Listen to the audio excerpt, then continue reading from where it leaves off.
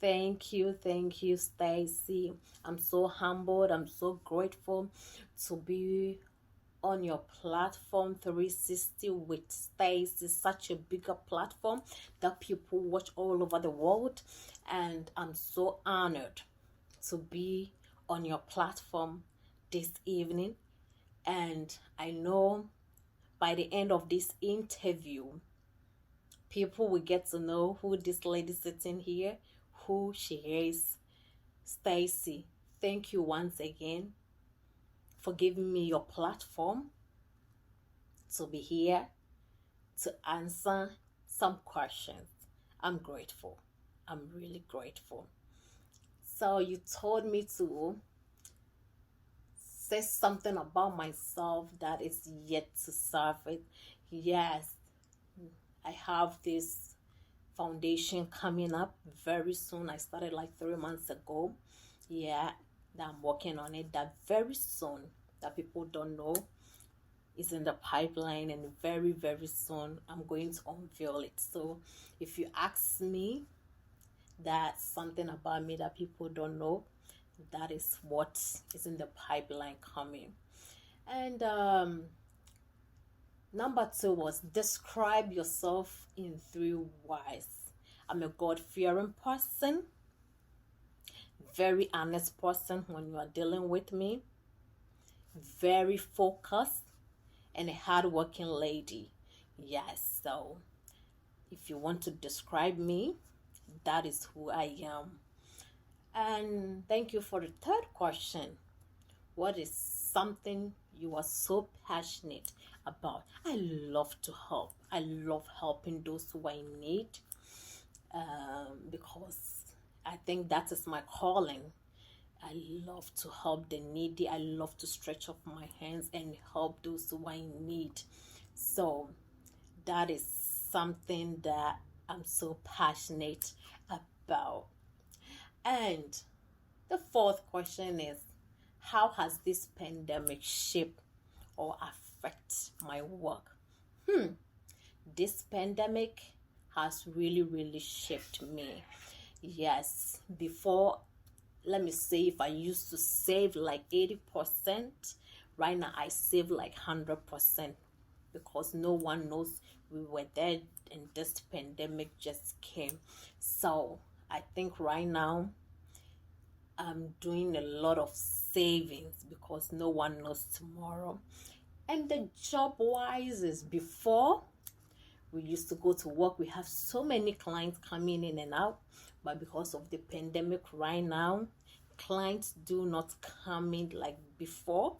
And also at the workplace, we used to relate like family, hugging, shaking hands, coming together, eating. Right now, we are not in the normal times again. Things have changed at the workplace that we cannot relate anymore like family that we used to do. And the fifth question is, who or where do you draw your inspiration from? Number one is my God. It has been God since day one. Without God, I won't be sitting here. So God is my source of inspiration from day one. He is my everything. And aside God, my mom, Mama Becky, she is also my backbone.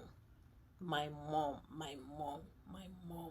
So that is also the two people who always in my life that I draw to when I need words of encouragement. And also, the seed question was your top 3 favorite hobbies.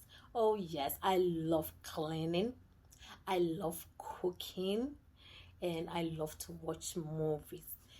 Yes, so those are my 3 hobbies that I don't joke with. Yes. And number 7 was, what is the societal issue you would love to advocate? Yes, I love to advocate about youth unemployment, because we look at what is going on, and I'm praying one day I'll get the bigger platform and talk about youth unemployment. As the saying goes, an idle mind is the devil's workshop. So that means when you don't have something to do, the devil gives you something else to do. So that is something that is in my heart that I'm praying one day I will advocate about. And number 8 was, are you religious? If not, why? I am. Without God, I'm nothing. God has been my source of strength since day one. God is my everything. And I'm not just religious or just a Christian, but also I believe in spiritual aspects. So I am a religious and a deep religious person. Yes, so that is me. And thank you for the 9th question. What is an obstacle you have had to overcome? Anytime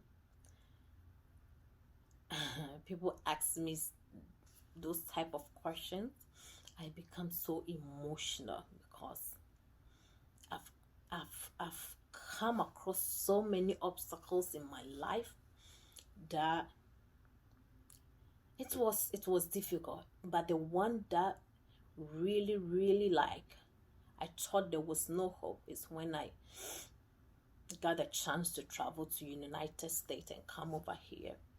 And I got here, then I realized that I was pregnant. Anytime I talk about this, I get so emotional. Anytime I talk about it, I tear up.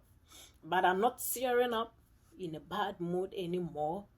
I'm tearing up in a good mood, because for you to come here realizing that you are pregnant, a pregnant woman with no food, a pregnant woman who don't have a place to put her head, accommodation or shelter, a pregnant woman that you are carrying a baby, but you don't even have a doctor to check and see whether the baby.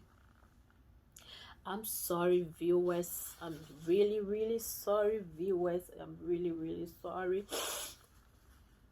That is like you don't know whether the baby is alive or the baby is gone. I went through hell. It's like combining tornado with hurricane. I went through hell. I went through hell. If I said I want to talk about that, we are not going to finish this interview. I went through hell upon hell.